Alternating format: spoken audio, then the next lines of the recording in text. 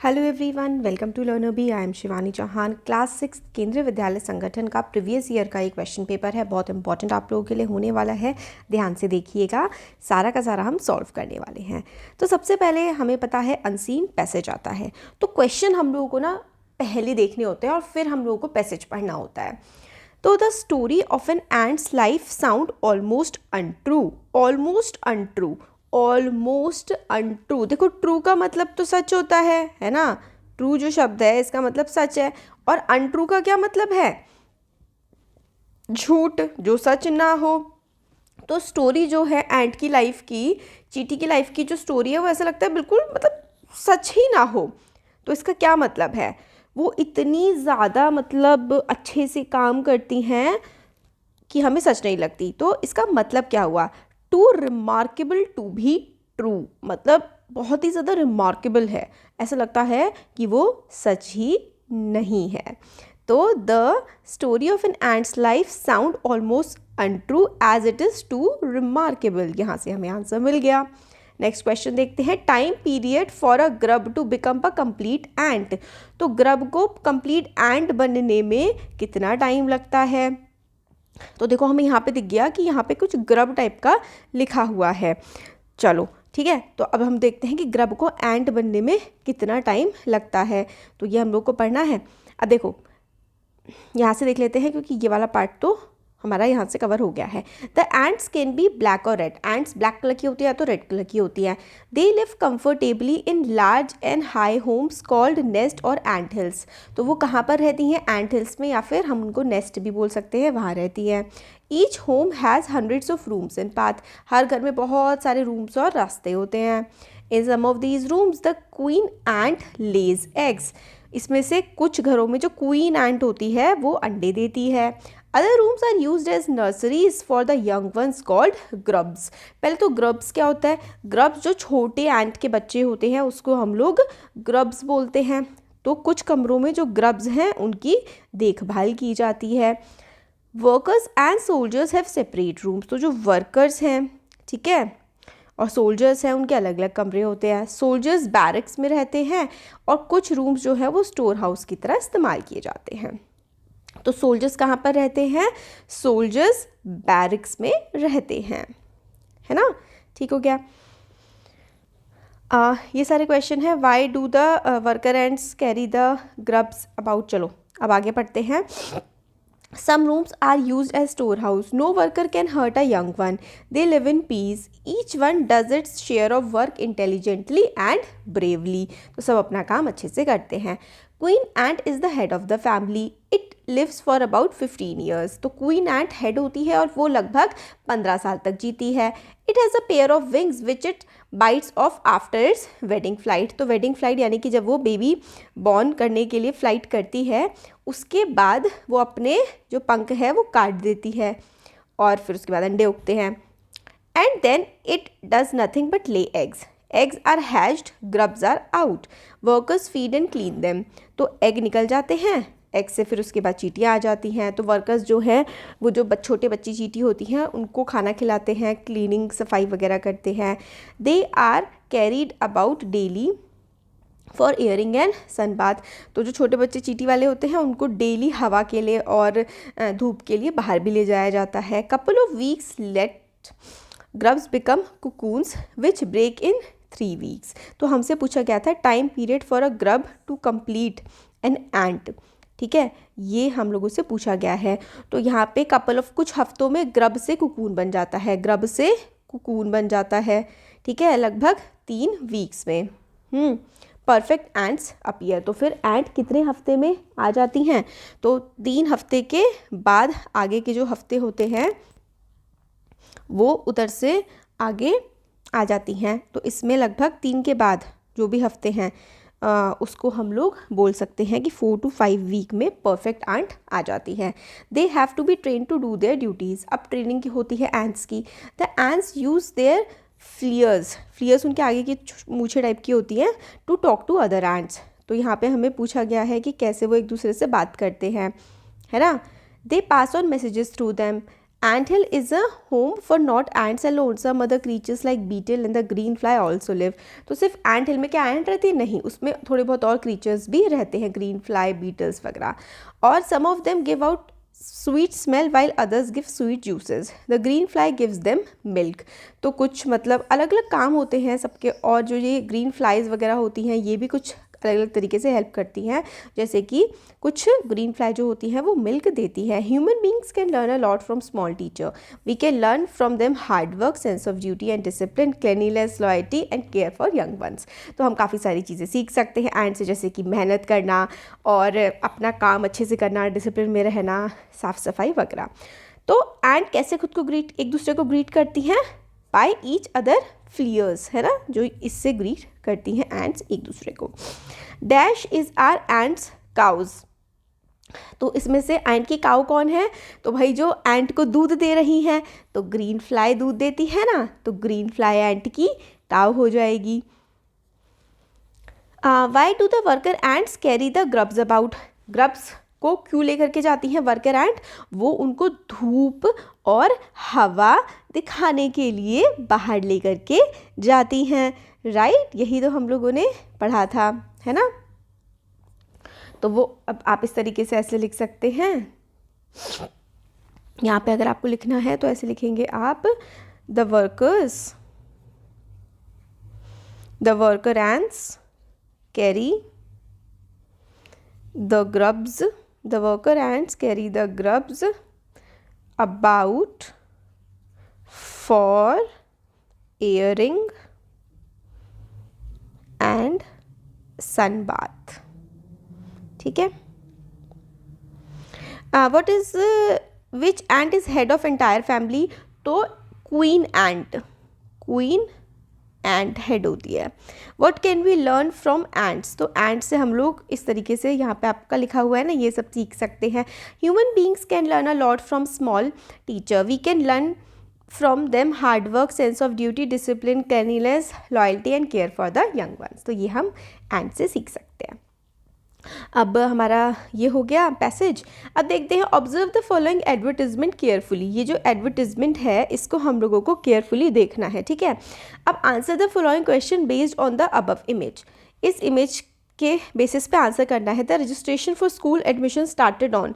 तो कब स्टार्ट हुआ है? हमें आंसर यहाँ पे लिखा हुआ है August 5, 2022, है ना. If you wanted to make inquiry regarding the admission, you could had. अगर आपको इंक्वायरी करनी है तो आप कॉल कर सकते हैं, आप मेल कर सकते हैं, है ना, या फिर आप वेबसाइट पे विज़िट कर सकते हैं. तो आप लोग इंक्वायरी करने के लिए कोई भी काम इन तीनों में से कर सकते हैं. ठीक है. और ये नंबर यहाँ पे ये जो गिवन है ये नंबर गलत गिवन है, क्योंकि नंबर तो ये है वेबसाइट का hello@reallyGreatSite.com. ठीक है. हेलो एडमिशन, तो ये भी गलत है और ये भी गलत है. आप बी वाला ईमेल आप लोगों को टिक करना है ध्यान से, क्योंकि ये देखो आप यहाँ पे जो नंबर गिवन है और यहाँ पे जो नंबर गिवन है वो अलग है. यहाँ पे जो साइट है और यहाँ पे जो साइट अलग है ना. तो इसलिए ये वाला आपका बी वाला ऑप्शन हो जाएगा. आपको अच्छे से ऑब्जर्व करना है. यहाँ पर आपकी ऑब्जर्वेशन स्किल्स को चेक किया जा रहा है. What facilities were provided in the school?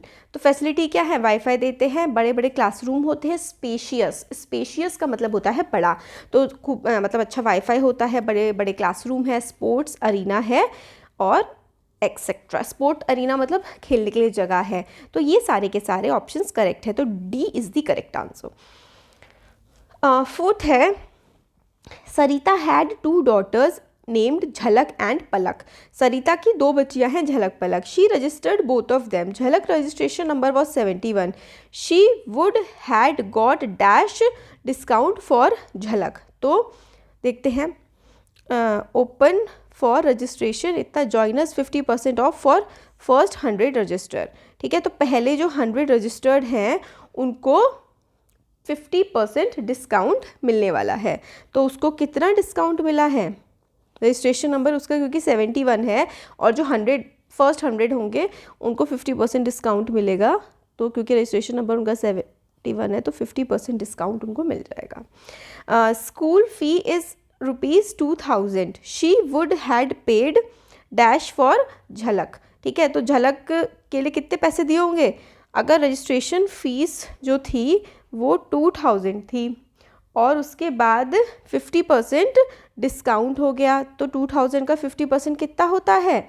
1000 उसने पे किए होंगे। तो मैथ्स करवा रहे हैं हमसे। पलक रजिस्ट्रेशन नंबर वॉज 175। अब पलक का तो रजिस्ट्रेशन नंबर 175 है, तो उसको कोई डिस्काउंट मिला? तो 0% डिस्काउंट, क्योंकि जो डिस्काउंट था वो तो फर्स्ट 100 के लिए ही था। नेक्स्ट है Sarita had to pay for both of her daughters. Sarita ने दोनों डॉटर्स के लिए कितना पे किया? एक डॉटर का तो रजिस्ट्रेशन नंबर 71 था उसका, और एक का 175 था। तो एक के लिए तो उसने 1000 पे करे और दूसरे के लिए उसको पूरे 2000 पे करने पड़े। तो कितने रजिस्ट्रेशन फ़ीस उसने पे करी? 3000 की रजिस्ट्रेशन फ़ीस जो है सरिता ने पे करी है। तो ये हम लोगों का पूरा रीडिंग सेक्शन हो गया। राइटिंग सेक्शन हम लोग लास्ट में देखते हैं, हम लोग पहले ग्रामर सेक्शन पे आ जाते हैं। चलो, fill in the blanks with correct degree of comparison. Correct degree of comparison है Delhi is dash than Chennai. तो दिल्ली क्या है? हॉटर है, दिल्ली में ज़्यादा गर्मी पड़ती है चेन्नई से।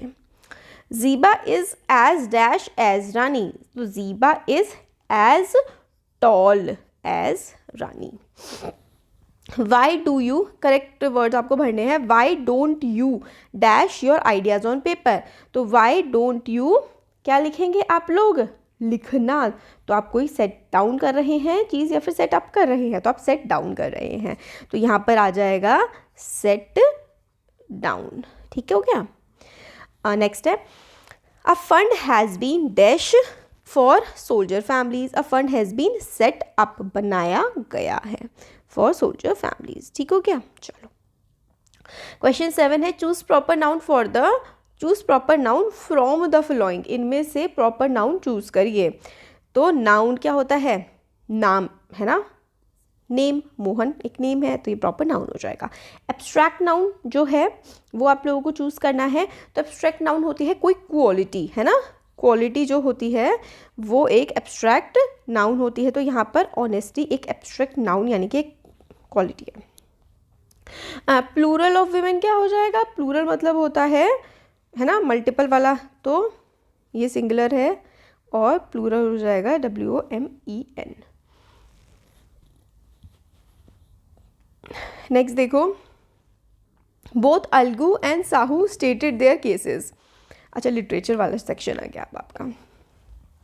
अलगू और साहू वाला चैप्टर है, उन्होंने अपने केस के बारे में बता दिया है। They were cross examined and the case was considered deeply. तो अलगू और साहू दोनों ने अपना केस बता दिया, दोनों का केस अच्छे से बताया, सुना गया और कंसिडर किया गया। फिर उसके बाद जुम्मन खड़ा हुआ और उसने अनाउंस किया, it is our opinion that Sahu should pay Algu the price of bullock, कि भाई ओपिनियन ये है कि साहू को पैसे देने चाहिए अलगू को। When Sahu bought the bullock it suffer from no disability और डिसीज। तो जब साहू ने खरीदी थी तब उस बुलक को कोई बीमारी नहीं थी। That of bullock was unfortunate, मतलब बहुत बुरा हुआ कि बुलक की डेथ हो गई। But Algu can't be blamed for it, but Algu तो उसके लिए ब्लेम नहीं किया जा सकता। Algu could not contain his feelings, he stood up and said loudly over and over again, victory to the panchayat, this is justice, God lives in the voice of पंच। कि भाई जो पंच की वाणी में तो भगवान बसते हैं, ऐसा वो बोलने लगा। Who were cross examined in the case. तो क्रॉस एग्जामिनिंग किनकी की जा रही थी? तो भाई यहाँ पर हमें समझ में आता है कि अलगू और साहू, है ना। Who said victory to the panchayat, किसने कहा? अलगू ने, है ना, अलगू चौधरी ने बार बार ये बात कही। फिर who gave the verdict, verdict किसने दिया था? तो जुम्मन, है ना, जुम्मन ने वर्डिक्ट दिया था। Choose the antonym for the word justice. तो जस्टिस के लिए एंटोनिम, एंटोनिम का मतलब होता है उल्टा, तो जस्टिस होता है न्याय, है ना, और अन्याय क्या हो जाएगा? इनजस्टिस। नॉन जस्टिस कुछ नहीं होता है, इनजस्टिस हो जाएगा अन्याय।